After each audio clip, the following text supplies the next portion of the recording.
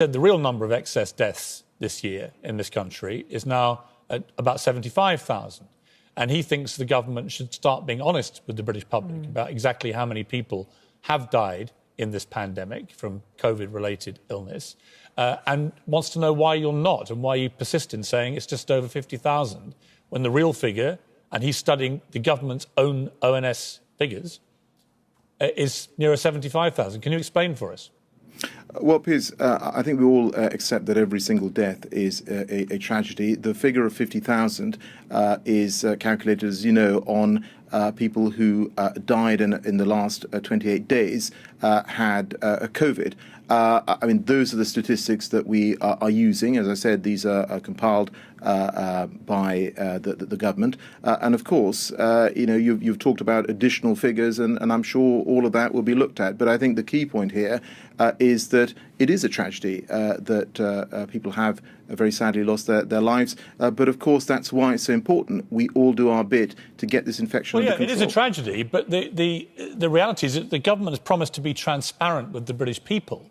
And what is quite clear from the number crunching the Financial Times has done is that you're not being transparent at all, that you know the number of excess deaths above and beyond the 5-year average is nearly 75,000 now, not 51,000. So again, I just ask you, why are you not giving us the real figure of people who have died in this pandemic? What have you got to hide? Well, Piers, I don't think it's a question of hiding anything and not being transparent. We are being transparent. We've set out the basis on which that number is calculated. Of course, if people are suggesting, other calculations, of course, all of that is looked at. Mr. Sharma, they're the ONS figures, the Office of National Statistics. They're the official figures. The FT just reads the same figures that get put out and that anyone can read.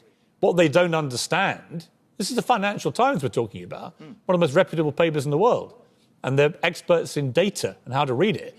They don't understand why the government is refusing to admit exactly how many people have died in this pandemic. So again, I just ask you, why are you hiding that from the public? Do you think we can't stomach the reality? No, I don't think it's a question of hiding anything. I think, we've been very transparent about this. And I've set out for you how that calculation is done in terms of the 50,000. OK, but Alok, Sharma, can I interrupt then? Because you say that the metric that you're using, of course, is that it's the number of people who died within 28 days of a COVID positive test. We know